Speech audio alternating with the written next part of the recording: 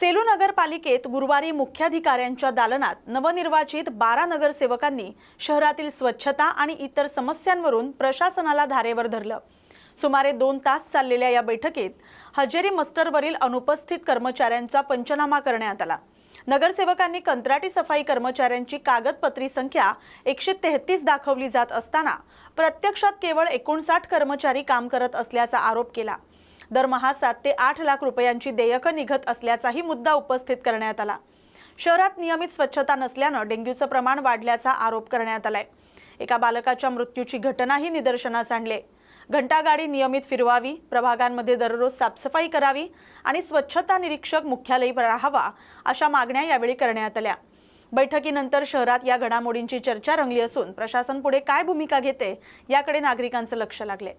या बातमीचा आढावा घेतलाय प्रतिनिधी किशोर कटारे यांनी।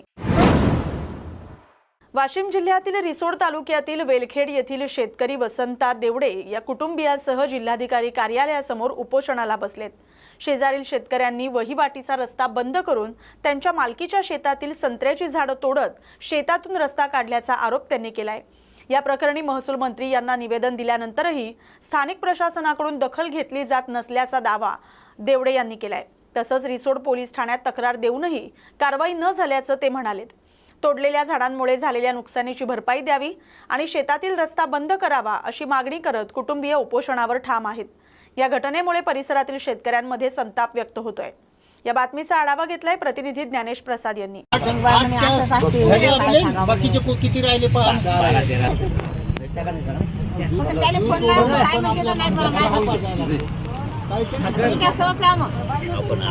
दादा तुम्ही या ठिकाणी उपोषणाला बसले आहात, कशासाठी बसले? माझ्या शेतातील संत्र्याची झाडे तोडल्यामुळे मला महसूल मंत्री आणि कलेक्टर साहेब यांना बरेच वेळ भेटून मला कुठल्याही प्रकारचा न्याय न मिळाल्यामुळे। तुमचं नाव काय? माझं नाव वसंता गोपाळा देवडे। वसंता गोपाळा देवडे, गाव कोणतं? राहणार बेलखेडा तालुका। काय अडचणी तुमची नेमकी? माझी अडचण, माझ्या शेतात पूर्वीचा रस्ता असताना दुसरा शेताच्या मधून रस्ता पाडून माझी संत्र्याची झाडे तोडली। त्याच्यामुळे माझा भाऊ मोठा कोमात गेलेला आहे आणि माझ्याकडे 2 एकर शेती असून मला जर न्याय नाही मिळाल्यास आत्महत्येशिवाय दुसरा कोणताही पर्याय नाही। रस्ता वहिवाटीचा रस्ता होता की नवीन पाडला? पहिला वहिवाटीचा रस्ता असताना दुसरा शेताच्या मधून रस्ता दिलेला आहे। वहिवाटीचा रस्ता जो होता तो सुरू आहे का? नाही, तो अडवलेला आहे समोरच्याने। कोणी अडवला? नेमकं नाव काय? बबनी सुंता देवडे, ज्ञानेश्वर रामचंद्र देवडे, गोपाळ रामचंद्र देवडे, विश्राम ज्ञानदा देवडे यांनी अडवलेला आहे। तो रस्ता बंद आहे? तो बंद आहे। नवीन रस्ता कुठून पाडला? नवीन रस्ता शेताच्या मधून पाडून माझी संत्र्याची झाडं पाडलेली आहे। संत्र्याची झाडे लावलेली होती शेतामध्ये? किती झाडं होती? झाडं रस्त्यामध्ये सर्व 120 झाडं आहेत, तर त्यातली 7 झाडं पाडलेली आहेत आणि 12 ते 12 वर्षाची झाडं आहेत ती त्यांनी पाडून त्या ठिकाणाहून नवीन रस्ता तुमच्या शेतातून पुढे गेला। कोणाच्या शेतापर्यंत गेला? तो मधुकर नामदेव देवडे यांच्या शेतापर्यंत गेला। तुमचं नाव सांगा काकू? कांताबाई वसंता देवडे। एका साईडने रस्ता द्यावा, आम्हाला न्याय मिळावा। 5 वर्ष आमची जे नुकसान झाली ती भरपाई घ्यावा। आणि तुमच्या शेतातून जो रस्ता गेला तो बंद करून जे पूर्वीचा रस्ता होता देण्यात यावा आम्हाला। नुकसान भरपाईचं ते 10 लाख रुपये देण्यात यावं आम्हाला। हे आहेत वसंता गोपाळा देवडे आणि त्यांचे संपूर्ण परिवार। हे त्यांच्या पत्नी आहेत, ते स्वतः वसंता देवडे आणि हे त्यांचे वयोवृद्ध असे मोठे ज्येष्ठ बंधू आहेत ज्यांना चालता देखील येत नाही।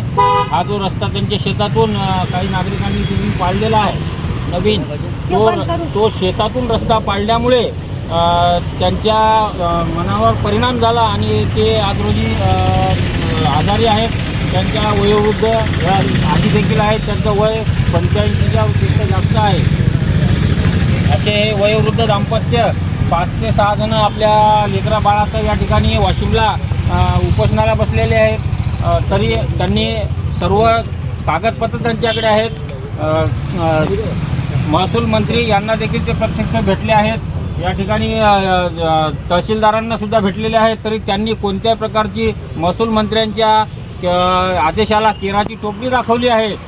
अनेक वेळा त्यांनी संपर्क साधण्याचा प्रयत्न केला, परंतु महसूल मंत्री बावनकुळे साहेब यांच्याकडून आणि यांच्या पीएकडून त्यांची बोलवण करण्यात आलेली आहे। कुठल्याही प्रकारचे त्यांच्या आदेशाला माननीय कलेक्टर आणि माननीय तहसीलदार रिसोड यांनी काही दखल न घेता त्यांना कोणताच न्याय मिळवून दिलेला नाही. त्यांच्या शेतातून जो रस्ता गेला तो बंद करून पूर्ववत जो वहिवाटीचा रस्ता होता तो सुरू करून देण्यासाठी आदेश दिलेले आहे, परंतु त्याची देखील या ठिकाणी तहसीलदारांनी, पोलीस स्टेशन रिसोड आणि जिल्हाधिकारी वाशिम यांनी दखल न घेता त्यांच्या आदेशाला केराची टोपली दिली. तरी आम्हाला आता जर रस्ता मोकळा करून दिला नाही तर आत्महत्येशिवाय पर्याय नाही असं या ठिकाणी स्वतः वसंतभाऊ आपल्याला सांगतात. जर या परिवाराचं कमी जास्त उद्या काही झालं तर याला जबाबदार प्रशासन राहील का, आणि याची जे होणारं काही जीवित नुकसान आहे ते कोण भरपाई करून देणार, असा त्यांनी प्रखर सवाल या ठिकाणी केलेला आहे. न्यूज मराठीसाठी ज्ञानेश प्रसाद, वाशिम. नक्कीच न्यूज मराठीच्या माध्यमातून हा आवाज आपण प्रशासनापर्यंत पोहोचवू, महाराष्ट्र शासनापर्यंत पोहोचूया. धन्यवाद. लाखादूर तालुक्यातील विविध घरकुल योजनेअंतर्गत 5 ब्रासपर्यंत मोफत वाळू स्थानिक रहिवाशांना घरच्या कामासाठी तसंच ग्रामपंचायत क्षेत्रातील शासकीय बांधकामासाठी मौजा, सोनी, अंतरगाव, दिघोरी मोठी, डांबे विर्ली, आथली, आसोला, विहीरगाव आणि लाखादूर असे 8 रेती घाट उपलब्ध करून देण्यात आलेत. परंतु लाखादूर तालुक्यातील काही रेती घाटावर NGT पुणे मध्ये प्रकरण दाखल असल्यामुळे महाखनिज प्रणालीवर सोनी, अंतरगाव, असोला, विरगाव आणि लाखादूर हे 5 रेती घाट ब्लॉक करण्यात आलेत. आजपासून तालुक्यातील सर्व घरकुल लाभार्थ्यांसाठी लाखादूर तहसील कार्यालयामार्फत फक्त मौजा, आथली, डांबे विर्ली आणि दिघोरी मोठी या 3च रेती घाटातून मोफत वाळू वाटप करण्यात येईल असं जिल्हाधिकाऱ्यांनी सांगितलंय. घरकुल लाभार्थ्यांनी आधार कार्ड आणि OTP करता लिंक असलेला मोबाईलसह स्वतः रेती घाट स्थळी हजर राहून तालुक्यातील सर्व घरकुल लाभार्थ्यांनी या योजनेचा लाभ घ्यावा असं आवाहन लाखादूरचे तहसीलदार वैभव यांनी केलंय. या बातमीचा आढावा घेतलाय प्रतिनिधी प्रकाश नागतोडे यांनी. माझा मुद्दा लक्षात आलाय. एक मिनिट थांबा. ऐका, मुद्दा माझ्या लक्षात आलाय. ज्यांनी घरकुल बांधलंय त्याचे पैसे मिळाले नाहीत. आपल्याकडे पूर्वी PFMS सिस्टमने आपण निधी वितरण करत होतो. आता ती सिस्टम चेंज झाली. गव्हर्नमेंट ऑफ इंडियाने नवीन सॉफ्टवेअर डेव्हलप केलं SMS स्पर्श म्हणून. त्याच्या आधारित पेमेंट होतात. त्याच्यामध्ये थोडंसं डिले होत आहे, परंतु स्टेट लेवलवरती देखील त्याच्यावरती काम सुरू आहे. जास्तीत जास्त पुढच्या आठवड्यात ते काम त्याचं संपून जाईल. आपल्याला पेमेंट वेळेवर भेटून जाईल. मागील 50 वर्षापासून इथं नाही का लोक शासकीय जमिनीवर अतिक्रमण करून आहेत, आणि ज्या लोकांनी पैसे दिले त्यांचे घरकुलाचे काम होतात, आणि ज्या लोकांनी पैसे नाही दिले त्या लोकांचे घरकुल होत नाहीत. आणि ऐका थांबा, ज्या लोकांनी पैसे दिले त्यांचे घरकुलाचे काम होतात असे पुरावे मी आपल्याकडे सादर केलेले आहे. त्याच्या बाबतीत तुमच्याकडे आले नसतील, तुम्ही ऐका ना साहेब. आता माझा प्रश्न, आणि घरकुलाचे देशपांडे साहेब, निहारे मॅडम यांनी येऊन चौकशी सुद्धा केली. 2 वेळा उपोषण झालं. 3ऱ्या वेळा 25 जानेवारीला उपोषण सुद्धा होतं तहसील कार्यालयाच्या समोर. तर ते उपोषण आम्हाला थांबवण्याचं सांगितलं. बुधवार गुरुवार हा दिलेला होता की ग्रामसेवक साहेबांनी, किंवा बुधवार गुरुवारपर्यंत थांबा, 26 जानेवारीला उपोषण ठेवू नका, आपण मार्गी लावू. मागील 50 वर्षापासून लोक राहतात. प्रत्येक घरकुलाच्या यादीमध्ये त्यांचं नाव आहे, आणि जागेअभावी ते घरकुल मागे राहिल्या जाते. तर याची चौकशी आपण करून दोषीवर कार्यवाही करणार का? मी डिप्टी सीओ पंचायत आहे. ओके, मी चौकशी करणार नाही. चौकशी करायला प्रकल्प संचालक येतील. तुमचा मुद्दा जो आहे मी त्यांच्याकडे लेखी कळवतो आज. तुमच्याकडे जर काय असतील अजून पुरावे तर ते माझ्याकडे द्या. मी त्यांच्याकडे देऊन 100% चौकशी करायला होतो. चौकशीमध्ये जे दोषी असतील त्याच्यावर कारवाई 100% होणार, त्याच्यात काय दुमत नाही. आता तुम्ही सांगितलं की अतिक्रमित जागेचा मुद्दा, जर शासकीय जागे. उमरखेड तालुक्यातील सुरेश हराळ यांनी नायब तहसीलदार विश्वांभर राणे आणि अन्य दोघांविरोधात गंभीर तक्रार दाखल केली आहे. हराळ यांच्या मते मद्यधुंद अवस्थेत बंदुकीचा धाक दाखवून गोळ्या घालण्याची धमकी दिली गेली आणि प्लास्टिक दांड्याने मारहाण केली.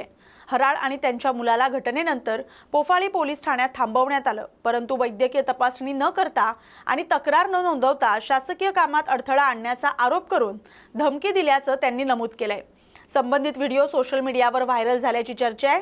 हराळ यांनी जिल्हा पोलीस अधीक्षक, जिल्हाधिकारी, विभागीय आयुक्त, मानवाधिकार आयोग तसंच मुख्यमंत्री आणि महसूल मंत्र्यांकडे लेखी तक्रार करून कठोर कारवाईची मागणी केली आहे.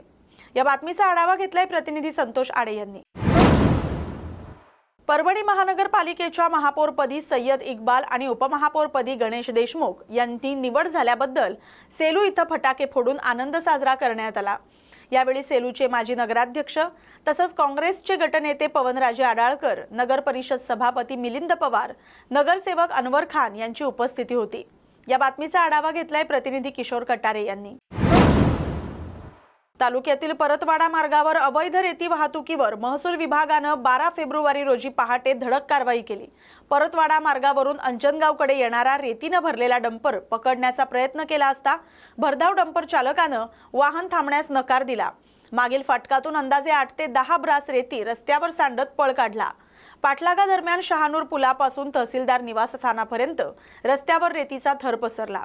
पंचांच्या साक्षीनं पंचनामा करण्यात आला आणि जेसीबीच्या सहाय्यानं रेती गोळा करून तहसीलदारांच्या तोंडी आदेशानुसार तहसीलदार निवासस्थानासमोर ठेवण्यात आली। या प्रकरणी ट्रक चालक आणि मालकांवर कठोर कारवाई करण्यासाठी अंजनगाव सुर्जी पोलीस ठाण्यात तक्रार दाखल करण्यात आली। नागरिकांमध्ये संताप व्यक्त झालाय। या बातमीचा आढावा घेतलाय प्रतिनिधी दीपक इंगळे यांनी। विहिगाव शिवारातील रामकृष्ण धानोकर यांच्या शेतात मध्य प्रदेशातून आलेल्या 35 वर्षीय आदिवासी महिलेचा मृतदेह आढळलाय। महिला विधवा असून तिच्या 2 मुली आहेत। घटनास्थळी रहिमापूर पोलीस ठाण्याचे अधिकारी, सहाय्यक पोलीस आणि फॉरेन्सिक तज्ज्ञांची टीम उपस्थित राहून पंचनामा केला। मृतदेह ग्रामीण रुग्णालय अंजनगाव इथं शवविच्छेदनासाठी पाठवण्यात आलाय। सध्या मृत्यूचं नेमकं कारण अद्याप स्पष्ट झालेलं नाही। इलेक्ट्रिक शॉक, झटका, मशीन किंवा दारूच्या अतिसेवनामुळे मृत्यू झाल्याची शक्यता व्यक्त केली जाते। पुढील तपास उपविभागीय पोलीस अधिकारी मनीष ठाकरे यांच्या मार्गदर्शनाखाली सहाय्यक पोलीस अधिकारी गजानन सोनवणे करत आहेत। या बातमीचा आढावा घेतलाय प्रतिनिधी दीपक इंगळे यांनी। तुम्हारा कौन है? मेरी हाँ? उसके भाई की बहू है वो। भाई की बहू। हाँ, तुम्हारा नाम क्या है? सगे भाई की बहू है। सही, सगे भाई की बहू। हाँ, तुम्हारा नाम क्या है? तो दमला रमला। दमला दमला दमला। फिर अब तुमको कैसा पता चल गई? तुम्हारे साथ में थे काम को? नहीं, किसका फोन आया था? परपुल का फोन आया तो हम इधर आए हाँ, देखने को। उनके साथ कोई नहीं के रिश्तेदार उनके? तुम ही है क्या? कोई नहीं था। कितने दिन से इधर थे? क्या मालूम, पता नहीं मालूम हमें। ही नहीं। हो गया। पथरोट तालुक्यातील जहानपूर शिवारातील धरणाच्या कॅनलमध्ये आढळलेल्या जळालेल्या मृतदेहाचा पथरोट पोलिसांनी 24 तासात छडा लावला। तांत्रिक पुरावे आणि गोपनीय माहितीच्या आधारे अंजनगाव सुर्जी येथील पद्मश्री हॉटेलचा मालक शुभम रॉय संशयाच्या भोवऱ्यात आला। कसून चौकशी केली असता त्यानं गुन्ह्याची कबुली दिली। तपासात शेख शाहरुख शेख उर्फ याची हत्या पैशाच्या वादातून केली असं समोर आले। मृतदेह जाळून पुरावा नष्ट करण्याचा प्रयत्न केला गेलाय। शेख शाहरुख याची प्रशांत महाजन यांच्याशी वाद झाला होता। त्यानंतर प्रशांत महाजन, त्यांचा मुलगा टिकेश महाजन आणि अली असगर यांनी कट रचून शाहरुख याला गावाबाहेर बोलावले। तिथं त्याची मारहाण केली, त्याची हत्या केली। या प्रकरणी 6 आरोपी आणि एका विधी संघर्षित बालकाला ताब्यात घेण्यात आले। त्याच्याकडून गाडी आणि 7 मोबाईलसह 5,70,000चा मुद्देमाल जप्त करण्यात आलाय। ही कारवाई अमरावती ग्रामीण पोलीस अधीक्षक विशाल आनंद यांच्या मार्गदर्शनाखाली स्थानिक गुन्हे शाखा आणि सायबर पथकाच्या संयुक्त प्रयत्नातून करण्यात आले। या बातमीचा आढावा घेतलाय प्रतिनिधी दीपक इंगळे यांनी। महसूल मंत्री चंद्रशेखर बावनकुळे यांनी विभागीय आयुक्त कार्यालयात उपस्थित झालेल्या शिवभोजन थाळी चालवणाऱ्यांशी संवाद साधला। त्यांच्या 4 ते 10 महिन्यांच्या प्रलंबित पगारासाठी प्रयत्न सुरू असल्याचं सांगितलं। त्यांनी स्पष्ट केलं की कोणत्याही आंदोलनावर कारवाई केली जाणार नाही, पण त्यांच्या शिवभोजन थाळीचे पैसे नक्कीच मिळतील। या संदर्भात मुख्यमंत्र्यांशी चर्चा करणार असल्याचं बावनकुळे यांनी सांगितलं। याशिवाय नॉन ॲग्रिकल्चरल सनद कायदा रद्द करण्याचे सरकारचे निर्णय घेण्यात आले। घर बांधणीसाठी कलेक्टर किंवा तहसील कार्यालयात जाण्याची आवश्यकता राहणार नाही। मिहान प्रकल्पासाठी मंत्रिमंडळानं 3,994 कोटी रुपयांचा निधी मंजूर केलाय। रिंग रोड आणि चंद्रपूरमधील दुकानदारांच्या समस्यावरही प्रशासन लक्ष देते असं त्यांनी सांगितलंय। मागच्याच कॅबिनेटमध्ये माननीय मुख्यमंत्री आणि छगन भुजबळ यांची चर्चा केली आहे आणि आताही त्यांची चर्चा करतो आहे। मागच्याही काळापासून शिवभोजन थाळीचे पैसे प्रलंबित आहेत। काही ठिकाणी 4 महिन्यापासून आहे, काही ठिकाणी 6 महिन्यापासून आहे। मी आजच माननीय मुख्यमंत्री महोदयाची आणि आत्ताच भुजबळ साहेबांशी मी चर्चा करतो आहे। मला वाटतं की लवकरात लवकर यांना पैसे मिळतील याचा पुढाकार मी घेईल, कारण मला आज या ठिकाणी विभागीय आयुक्त कार्यालयामध्ये संतप्त भावना या शिवभोजन थाळीच्या आमच्या लाडक्या बहिणींच्या आहे. मोठ्या प्रमाणात आक्रोश आहे. काही लोकांनी कर्ज काढलेलं आहे. तर निश्चितपणे शासनाने लवकरात लवकर यांना त्यांच्या कामाचे पैसे दिले पाहिजे, शिवभोजन थाळीचे पैसे दिले पाहिजे. याकरता मी स्वतः फॉलोअप करतो. महाराष्ट्रभर ही समस्या आहे. सरकार काही एक वेगळी रक्कम काढून तोडगा काढण्याची तयारी आहे, कारण गरीब महिला आहे या सगळ्या. मला हे माहिती आहे की त्यांनी मोठ्या प्रमाणावर कर्ज काढून शिवभोजन थाळी चालवलेली आहे. मागच्याही 15 दिवसापूर्वी मला यांचं निवेदन दिलं होतं. आमच्या सर्व बहिणी आल्या होत्या. आम्ही निश्चितपणे आजच माननीय मुख्यमंत्री मोदी यांची आणि माननीय छगन भुजबळ साहेबांची चर्चा करून यामध्ये मार्ग काढण्याचा प्रयत्न करील. कारण त्यांच्या भावना संतप्त आणि बरोबर आहे. 5-6 महिन्यापासून त्यांना पगार मिळाला नाही. पण काही लोकांनी तर असं मी सर्वांचं ऐकत असताना सर्वांचे निवेदन घेत असताना काही लोकांनी जास्त आक्रोश तयार केला. मला वाटतं जर मी ऐकतोय, जर मी चर्चा करतोय, त्यावेळी मात्र थोडा जास्तीच पद्धतीने आंदोलनात पवित्रा घेतला आहे. मी पोलिसांना सांगितलं आहे त्यांच्यावर कुठली कारवाई करू नका, पण शिवभोजन थाळीचे पैसे नक्की मी उडून देणार आहे. महिलांचं असं म्हणणं आहे की हा उपक्रम सुरू ठेवणं खूप अवघड आहे, कारण की 10 महिने झाले ना कर्ज काढून सध्या हा उपक्रम चालू ठेवला जात आहे. बरोबर आहे. 9 महिने झाले त्यांचे, 6 महिने झाले त्यांचे पैसे नाही आहे. त्यांना कसं काय अफोर्डेबल होणार आहे? त्यामुळे त्यांनी सरकारकरता काम केलं आहे, सरकारी योजनेकरता काम केलं आहे. त्यांचे पैसे मिळालेच पाहिजे या भावनेची मी आहे. मी मुख्यमंत्र्यांची आणि अन्नपुरवठा मंत्र्यांची आज बोलेल. आणि त्यांच्या सौर तीव्र भावना मी आजच भुजबळ साहेबांची आता बोललो. ते एका डॅशवर भाषण देत आहे. त्यांचं भाषण संपलं की माननीय भुजबळ साहेबांची बोलून येणाऱ्या कॅबिनेटमध्ये मंत्रिमंडळाच्या बैठकीमध्ये हा विषय मी मांडेल. निश्चितपणे लवकरात लवकर त्यांना कसा पैसा मिळेल याची काळजी मी घेईल. सर, येणेचा निर्णय येणे रद्द करण्याचा मोठा. अजित पवारांनी विलिनीकरणाबाबत कोणत्याही लोकप्रतिनिधींशी चर्चा केली नव्हती. नुसत्या वायफळ चर्चा सुरू आहेत, असं राजकुमार बडोले यांनी म्हटलंय. अनेक फाईल अजित पवारांकडे असतील, त्यात विदर्भाच्या फाईलशी काही संबंध नाही असं मला वाटत नाही. मार्केटिंग फेडरेशन वगैरे संबंधित फाईल असेल तर शेतकऱ्यांचा प्रश्न होता आणि तीच फाईल होती असंही ते म्हणाले. दावा केलेला आहे दादा आणि शरद पवार साहेबांची चर्चा सुरू होती, त्याबद्दल काय प्रतिक्रिया? त्याबद्दल आमची काही चर्चा प्रतिक्रिया नाही आहे. आदरणीय अजितदादांनी कोणत्याही पद्धतीनं कोणत्याही लोकप्रतिनिधींशी आणि आमदारांशी चर्चाच केली नव्हती आणि त्या बाबतीत आम्हा कुणालाही काही कल्पना नव्हती. मला वाटतं नुसत्या वायफळ चर्चा या ठिकाणी सुरू आहेत.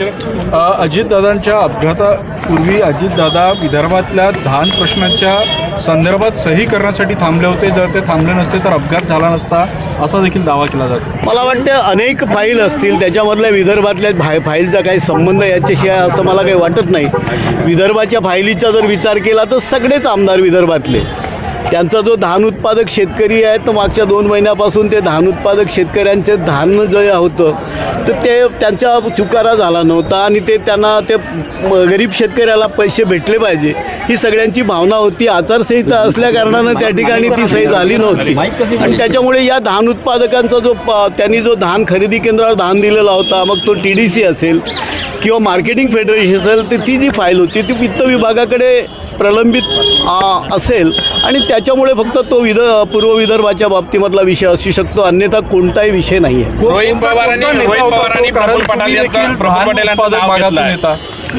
मुळातच मी सांगितलं, आमचा जो सामान्य लोकांचा प्रश्न होता किंवा सर्वसामान्य शेतकऱ्यांचा जो प्रश्न होता, आम्हाला वारंवार शेतकऱ्यांचे जे येत होते की साहेब मागच्या 2 महिन्यापासून आम्ही धान दिलेलं आहे, केंद्रावर धान दिलं आहे, आमचे पैसे भेटले नाही, जी हा सर्वसामान्य शेतकऱ्यांचा प्रश्न होता ना, तीच फाईल होती. या व्यतिरिक्त कोणती पण फाईल नव्हती. रोहित पवारांनी प्रफुल्ल पटेलांचं नाव का घेतलं वाटते? का नेमका त्यांचा आरोप? मला वाटते याच्यापेक्षा दुसरी फाईल पूर्व विदर्भातील शेतकऱ्यांची नव्हती आणि सर्वसामान्य शेतकऱ्यांचा हा एकच विषय होता. थँक्यू. शरद पवारांनी पंतप्रधान नरेंद्र मोदी आणि मुख्यमंत्री देवेंद्र फडणवीसांचं नेतृत्व मान्य केलं तरच राष्ट्रवादीचं विलिनीकरण शक्य असल्याचं भाजपा आमदार परिणय फुके यांनी म्हटलंय. ते म्हणाले की विदर्भातील नेत्यांकडून अजित पवारांना फोन येणं सामान्य आहे आणि परभणी आणि चंद्रपूर महापौरांच्या निर्णयामध्ये पक्षीय भूमिका स्पष्ट दिसते. तसंच शरद पवार गटामध्ये सत्ता मिळवण्यासाठी नेत्यांना मेहनत करावी लागते असं त्यांनी नमूद केलंय. काही राष्ट्रवादी शरद पवार गटाचे काही सत्ता पिसासू जे नेते आहेत त्यांना सत्तेबगैर राहणं होत नाही आहे आणि म्हणून काहीतरी केविलवाना प्रयत्न करून दुर्घटनेचा काहीतरी सहानुभूती आपल्याला खेचून आणण्याच्या चक्करमध्ये ते काही वक्तव्य करतात आहे आणि सत्तेमध्ये कसं NDAमध्ये कसं यायचं त्यासाठी ते प्रयत्न करतात आहे. जोपर्यंत ते सुनीताताईंचं नेतृत्व स्वीकारणार नाही, जोपर्यंत देवेंद्रजींचं नेतृत्व स्वीकारणार नाही, जोपर्यंत मोदीजींचं नेतृत्व स्वीकारणार नाही, त्यांचं विलीन. MIM पक्षाचे विजयी नगरसेवक, जिल्हा परिषद सदस्य आणि पंचायत समिती सदस्य उद्या सकाळी छत्रपती संभाजीनगरहून इम्तियाज जलील यांच्या नेतृत्वाखाली हैदराबादला रवाना होणार आहेत. ते हैदराबादमध्ये पक्षश्रेष्ठी असदुद्दीन ओवेसी आणि अकबरुद्दीन ओवेसी यांची भेट घेणार आहेत. या दौऱ्यादरम्यान इम्तियाज जलील यांच्या शक्ती प्रदर्शन होणार आहे. ताफ्यातील सर्व वाहनांवर हिरवे झेंडे दिसणार आहेत. 14 फरवरी सैटरडे के दिन हम सभी लोग हैदराबाद जा रहे हैं, जहां पर बैरिस्टर असदुद्दीन ओवैसी साहब Majlis Ittehadul Muslimeen Darussalam day celebrate KIA जाने वाला है। और इसी मौके के ऊपर महाराष्ट्र में जो कामयाबी हमें महानगर पालिका नगर परिषद के अंदर मिली है, उसका जश्न और जीते हुए तमाम कॉरपोरेटर्स का इस्तकबाल भी वहाँ पर किया जाने वाला है। जैसा कि हमने आपको पहले बताया था कि हम सबको वहाँ पर शाम 5 बजे तक हैदराबाद में पहुँचना है दारुसलाम के ऊपर। इस बार हमने 3 अलग अलग जगह से महाराष्ट्र में गाड़ियों की रैली जो निकल रही है अलग अलग मुकामात से, एक औरंगाबाद से निकलेगी सुबह 6 बजे, हुए हैदराबाद जाएंगे, और तीसरी रैली जो है वो नागपुर से निकलेगी। मैं सिर्फ इसलिए आप लोगों को ये बता रहा हूँ कि लोगों को कन्वीनियंट हो कि हैदराबाद पहुँचने के लिए बहुत दूर का डिस्टेंस होने की वजह से हमने इस बार 3 अलग अलग मुकामात से ये रैली इसका ऑर्गेनाइज किए हैं। आप लोगों को गाड़ी के पीछे एक पोस्टर लगाना है। या बातमीसोबतच बातमी महाराष्ट्राची मध्ये वेळ झाली तर इथेच थांबण्याची. अशाच महत्त्वाच्या बातम्यांसाठी पाहत राहा न्यूज मराठी 24/7. नवा भारत, नवा विचार.